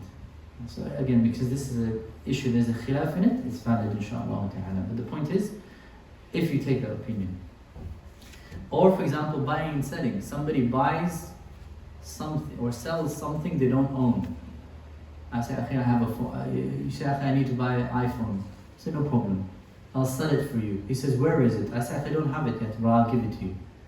I'll buy it for you. I said, no. This type of transaction is invalid. You cannot sell something you don't own. Or for example, this is my phone. Our brother Daniel, he says to Ghazi, I got a nice phone. I'll sell it to you. It's not his, it's my phone. He's selling this as if it's his own phone to him. This is haram. He's not allowed to sell something he doesn't own. So the action that comes out of it is what? Invalid. When I say invalid, what does that mean? It means if you go and you sell my phone, and I don't know, you're selling my phone to another brother, and you take the money off him. And then you come to me and you say, give me your phone. And I say, no, why? You say, I've sold it to somebody else. I said, I didn't give you permission, nothing. What happens, what comes out of it is your money has to be given back to you. And if an object was given to you, it has to be taken back to him. It's invalid, the action didn't take place. Just like, if it's sahih, what comes out of it is nufud, it's executed. Like a dowry that is presented to the woman, and if the nikah is valid, and all of the conditions are satisfied, the sabab is found, and the mawani are absent, what happens out of the marriage? The man gets the right to intimacy and marriage with the wife, and the wife is rightfully owning that money. That money is hers, she owns it. You can't take it off her, it's her, khalas, done. It goes into her possession. It's sahih, that's what it means. So a transaction has a riba in it, that the transaction itself is fasid, right? Sorry? The transaction itself is fasid. So what's the shart that's missing in that transaction? We'll come to all of these issues, inshallah. Come to all of these issues, inshallah. تعريف صحيح وزاء تعريف بالحد. You tell me. I was thinking it, but yeah. It's had or rasm? It's rasm, it's the outcome of it. It's the outcome of it. So what would be تعريف بالحد? Allahu a'lam. I don't have it here.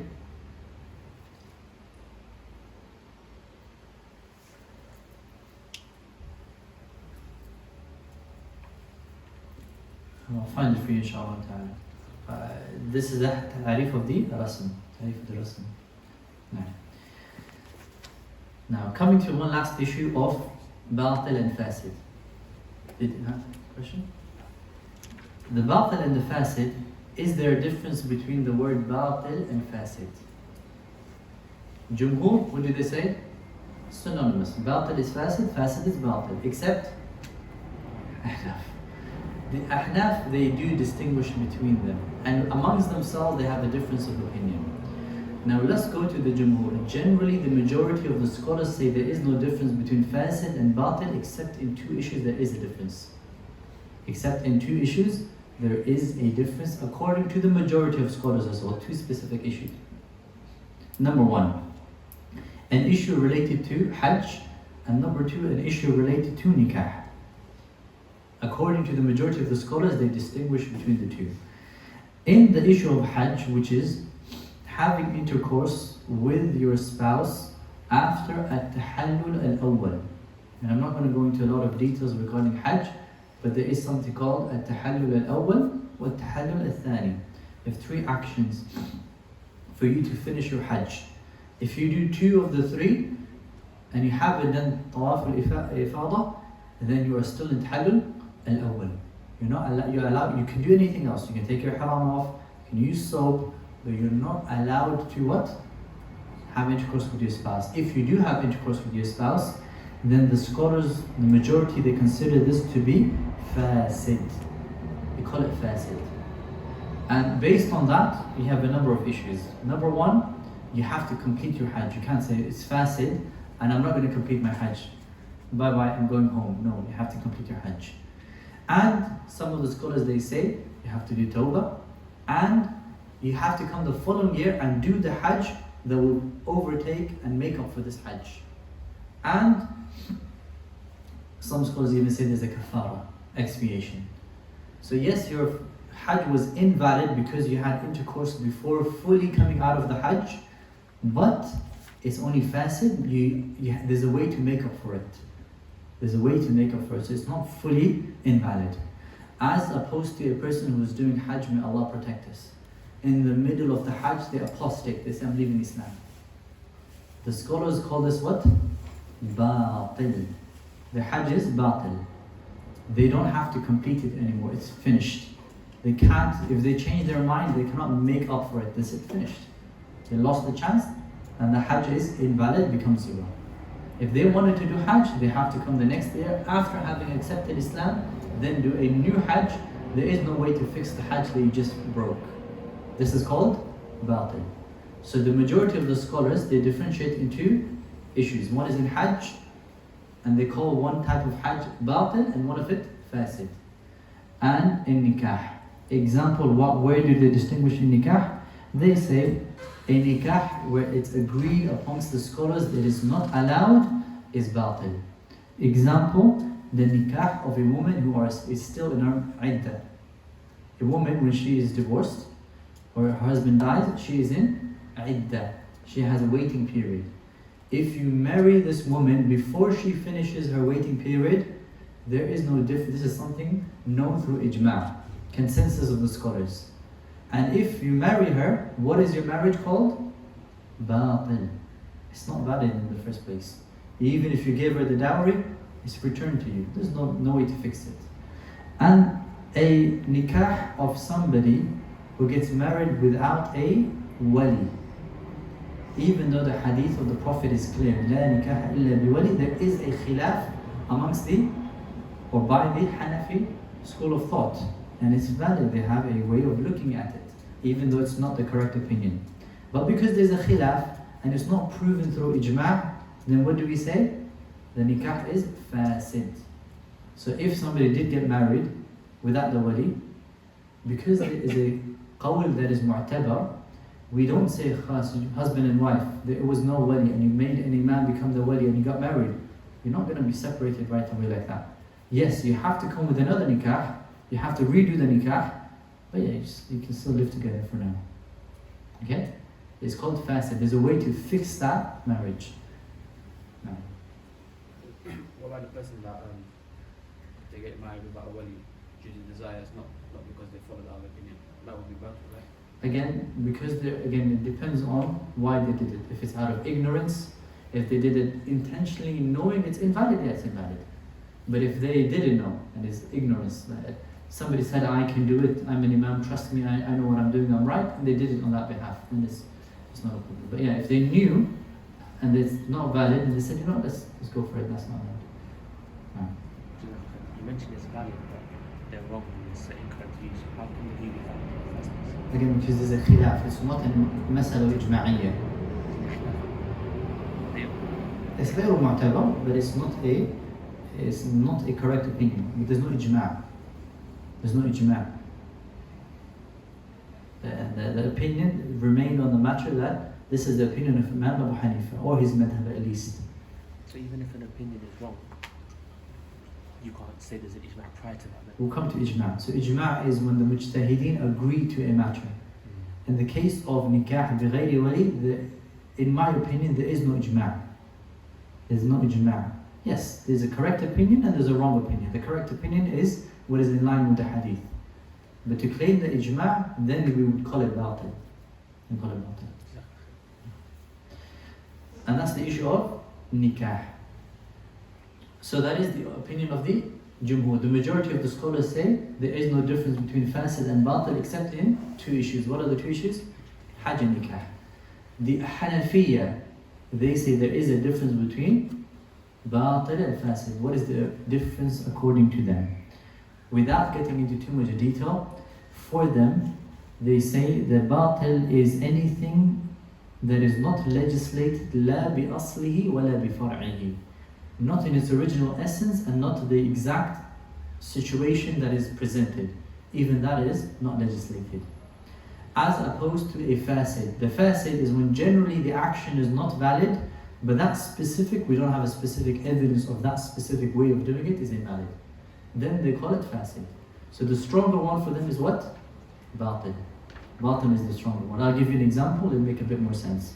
But again, we're not studying the usul of the Ahnaf, but just to give you an idea. So according to the Ahnaf, selling something which you don't own is batil. Is batil. So if I sold you a product that I don't have the ownership of, what is that called? Batil. Why do they call it batil? Because they have a specific evidence from the Prophet ﷺ, from the evidence of the hadith of Hikam ibn Hizam, where it happened to a man. And the man came, asked the Prophet a question, and then the Prophet said to him, لا تبع ما ليس عندك. Don't sell something you don't own. So selling something you don't own was specifically told to us by the Prophet is not allowed. So they will call it batil. As opposed to, for example, selling a £1 for £2. So for example, I have a £1 note which is new. You have two £1 notes that are old. And you say to me, I have this note that is new, and you have two old, £1 is not even a note, right? Coin, right? Coin. You have two old coins of £1. I have one new, fresh, minted £1 coin. And you say, yours ones look shiny, can I have it? I said, no problem, give me those 2 coins. This is not allowed. Now this is not allowed because of another concept in the Sharia, a general selling that is not allowed, but this specific example was not explicitly mentioned in the Quran or the Sunnah. So this they will call fasid. So if I, for example, gave you my £1 coin, the fresh one, you gave me the 2 old ones. Because I can reverse this, all I have to do is what? Give you the other £1 back. And I've reversed the process. This kind of invalidity is called fasid. It's not as strong as batil. So in a way, batil is when you can't reverse the process for the ahnaf. But fasid is you can reverse the process, it's not such a big invalid action as opposed to a fasid, as opposed to a batil. So batil for them is higher. Exactly. In terms of reversing, that also be with the jumhur and these 2 exceptions. Which is? Nikah and Hajj, because you can kind of make up for it. You can. In a sense, yes. In a sense, yes. Yeah, because you can make up for it, you can go back. Again, one can even argue, I don't want to make it technical, but one can argue even the Hajj, somebody can reverse it, right?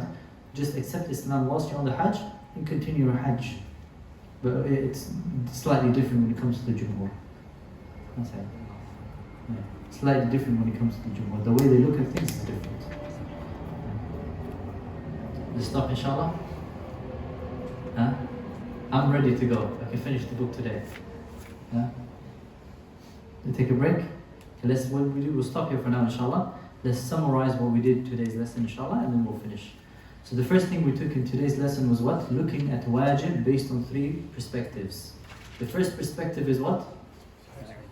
Fa'il. Or fa'il. Fa'il or fa'il, which one do you want to do first? Fa'il. Fa'il, 2 ways. Kifaya and aini. Obligation, individual obligation and communal obligation. Example of individual obligation? Salatul Dhuhr, Hajj, all of that. A communal obligation? Janaza, Adhan, Jihad, sometimes not. Huh? Other examples. Talab al-ilm, again, sometimes not. Depends on the type of knowledge. If somebody comes into the masjid now and says Salaam alaikum, and some of us have to. So we respond to the salam. Good. So that is the 2 ways of looking at it. Then we have the second perspective of looking at it based on the time. It is divided into 2. The first one is mutlaq, mu'aqqat. Mu'aqqat is further divided into 2. Muwassa' and mudayyaq. Mudayyaq is what? Limited. What does that mean? You can only do 1 instance of the ibadah in the time frame you've been given. Like fasting of Ramadan. You can do 1 instance of fasting in Ramadan in 1 month of Ramadan. That's it. And muwassa' is Salatul Dhuhr. I can repeat Salatul Dhuhr in the time frame of Salatul Dhuhr many times. This is called muwassa'. The third way of looking at things is باعتبار الفعل, the action itself. It's either a wajib that is mu'ayyan or mukhayyar. Either you're optional in choosing between the different things that are wajib, or you don't have a choice. You can't replace it with something else that is wajib. Then we went to mandub. Mandub we said is what? Recommended. What are some other words for mandub? Sunnah, tatawwa', nafil, mustahab. These are all similar words. And we give you some examples. Like, what's the sunnah? Miswak. How about cap? Sunnah? Huh? We'll come to it inshallah. The af'al, we'll come to it inshallah. So what am I going to be? It's wajib. So, We'll come to it. The whole section that speaks about the actions of the Prophet ﷺ. And we'll differentiate between when the Prophet ﷺ commands you to do something and when the Prophet ﷺ does an action by himself. And there's a distinction between the two. If the Prophet does an action, it doesn't show you that it's a sunnah. It just shows you it's permissible. But the beard, the Prophet commanded you to grow it. And the command shows you an obligation. We'll come to it inshallah in due time. Okay, but it is an obligation. Sunnah, another example of sunnah. Miswak, fasting Mondays and Thursdays. Eating with your right hand is wajib. Okay, wajib. Yeah. And some scholars say it's a sunnah. Yeah. But it is wajib inshallah. So, that is a sunnah. And then we went through mubah. Other words for mubah. Jaiz and halal. And what is mubah? Permissible. And we said some scholars say mubah is not even in the 5 category, in the category of the 5. How did we respond? 2 ways. Number 1, tatimatul qisma is continuing the logical progression and flow of things. And min babi taghlib is one overtakes the other, meaning you have 4 ahkam taklifiyya, you put one in there, bunch them up, no problem. Then we have ahkam al-wada'iyya, or we have makruh, disliked. Disliked is what? Disliked is what? If you do the action, no sin. If you leave it off, you're rewarded. And we said makruh in the sharia appears in 3 usages. Number 1, as disliked. Number 2, as haram. And number 3, tark al-awwal, leaving off something that is better than that. Then we have haram, also called mahdhur, which means it's impermissible, and if you do the action you are sinful, and if you leave it off, you're rewarded. All the time? No. You're only rewarded if you intend following the command of Allah. Okay. Then we have ahkam al-wada'iyya, which is sahih and fasid. If an action, the shart is found, the sabab is not found, and the mani' is not found, what is the action? I repeat. Shart is found, sabab is not found, and the mani' is not found.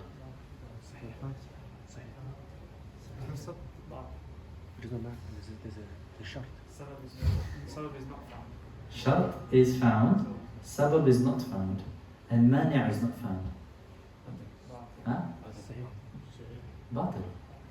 So when I say sabab, shart need to be found and mani' needs to be absent, it doesn't have to be all 3 altogether. If one of them doesn't follow the rule, that's it. Does that make sense? So if the shart is not found, there's no shart. Somebody does not have istiqbal al-qibla and prays the salah, but the sabab is found, the time has come in, and there is no mani', and he prays not facing the qibla, is it accepted? No, it's batil. Does that make sense? Yeah? It's a shart now. So if the shart is absent, but the sabab, which is dukhul al-waqt, and some say dukhul al-waqt is a shart as well. In any case, one of the shart is found and the rest are? So it has only one, even if one is missing. Even if one is missing. So all of the shurut have to be found, all of the asbab have to be found, and all of the mawani' need to be absent for the action to be sahih. So, no. And fasid is the opposite, which is the shart is not found, the sabab is not found, and the mani' is present, or any of those possibilities, it's still fasid.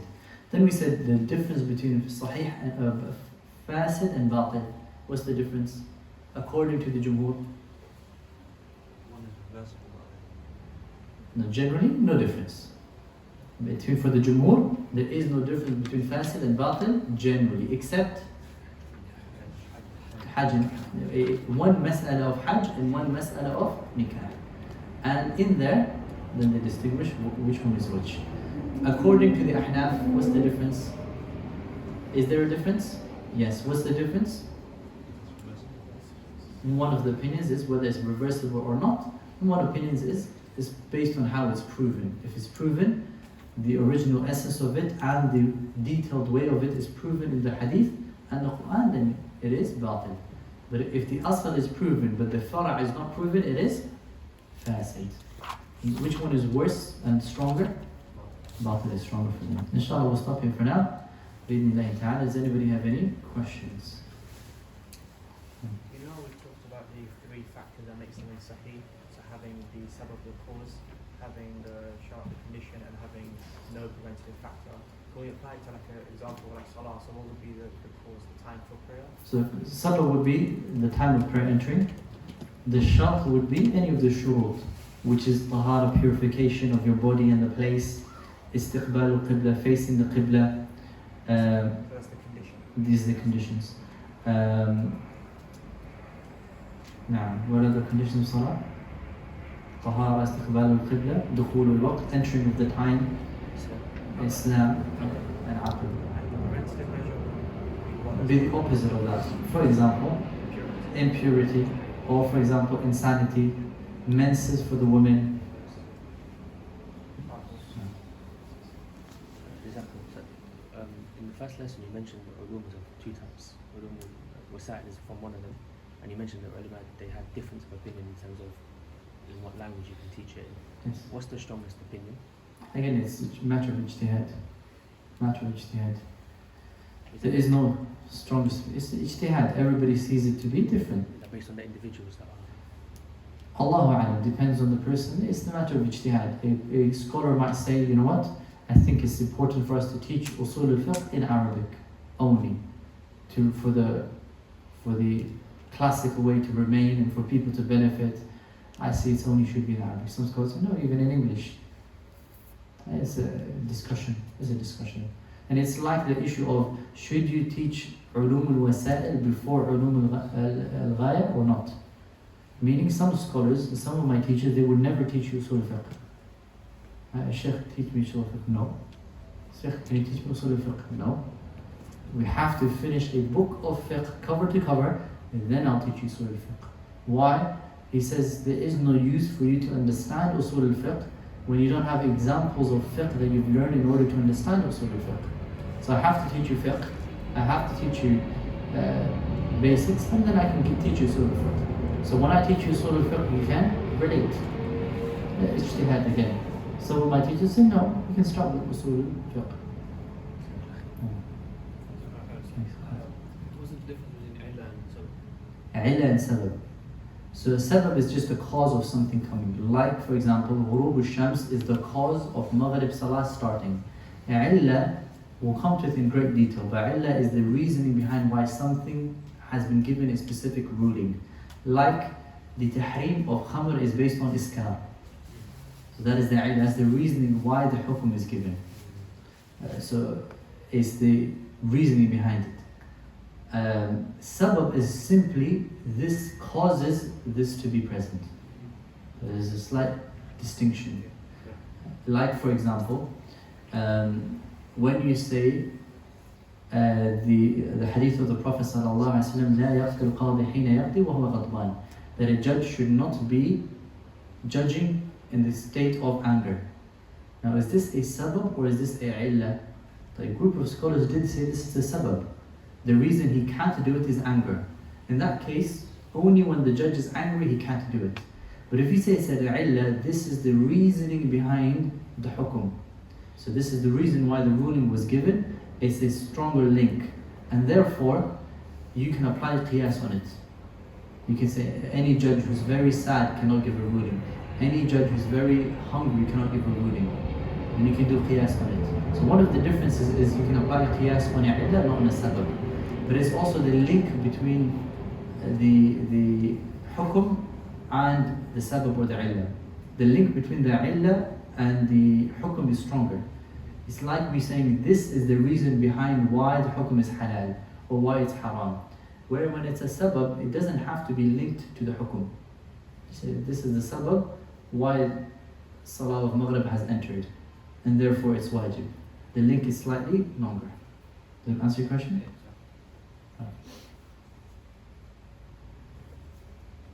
That's all to say. In part of the side benefit, you talked about how the Hanafiya, they have a slightly different methodology, and that's why they have slightly different rulings. You talked about they have the evidences, and they also derive a portion of it from the Imam. And then you talked about the other method from the other three madhahib, but I didn't catch the part you said it comes in the Quran and Sunnah, and then something about branches. So the three madhahib, the way they come about fiqh or usul al-fiqh is they will have the rulings and they will have the ahkam, halal, haram, all of the furu'. From the furu' they bring out the usul. So the usul, these principles, they derive from the rulings. For example, they will come to the salah. Salah is wajib, okay? Fasting is wajib, okay? Hajj is wajib, okay? Why is Hajj and fasting and what do they all have in common? What they all have in common is every time Allah commanded you to fast or Hajj or Siyam, it came in the way of a command. Therefore a command shows you obligation. So they have all of these rulings, from it they derive these principles. As opposed to the Ahnaf, a lot of the principles is not based on the outcome of the Imam, it's based on the foundations of the Imam's rule. So they will look at Abu Hanifa, rahimahullah ta'ala, and see how he derived his rulings. Then based on that, they will produce the furu'. A slightly different way of working.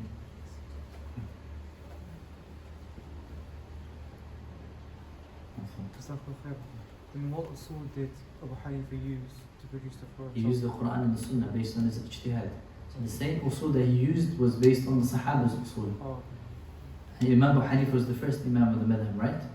So his usul was much closer to the time of the Prophet sallallahu alaihi wasallam. So, Qaddar Allah, if they had only derived the ruling the same way as the other madahib, perhaps the usul of the four madahib would have been the same. And again, not the usul of every madhab is the same. For example, the usul of the Shafi'iyya is much stronger than the usul of the Ahnaf. Why? No, Shafi'i. It's an expert in the Arabic language. And the whole section of usul al-fiqh is what dalalat al-alfaz. What does these words indicate? If your Arabic is strong, the usul is strong. So the usul of the Shafi'iyya is much stronger than the usul of the Ahnaf, the Hanabila, for example. Right? I just recommend you go back to the, I don't know if it's still online, Ustadh Rahman Hassan, he did a lecture on the history of usul al-fiqh. Is it there online? He used a whiteboard in Kalima back in the day, a few years ago. Go back to it, he speaks about the history of usul al-fiqh. Go back to it, inshallah. There's a question over here? Huh? I'm sure there's somebody else who raised their hand, no? Okay. Wasn't Imam Abu Hanifa, wasn't he from the Tabi'in as well? Now, some scholars consider him from Tabi'in, so he's very close to the three noble generation. Some scholars say no, he's not a Tabi'i, but the correct opinion is he's a Tabi'i. So who was the first Imam? Abu Hanifa, then Malik, and then Shafi, and then Imam Ahmed. That's the order, inshallah. We'll stop here. Barakallahu fikum. Anything good that I said is from Allah subhanahu wa ta'ala. Any mistakes, any shortcomings is from me and shaitan. Subhanak Allahumma bihamdik. Ashhadu an la ilaha illa ant. Astaghfiruhu wa atubu ilayh. Wassalamu alaikum wa rahmatullahi wa barakatuh.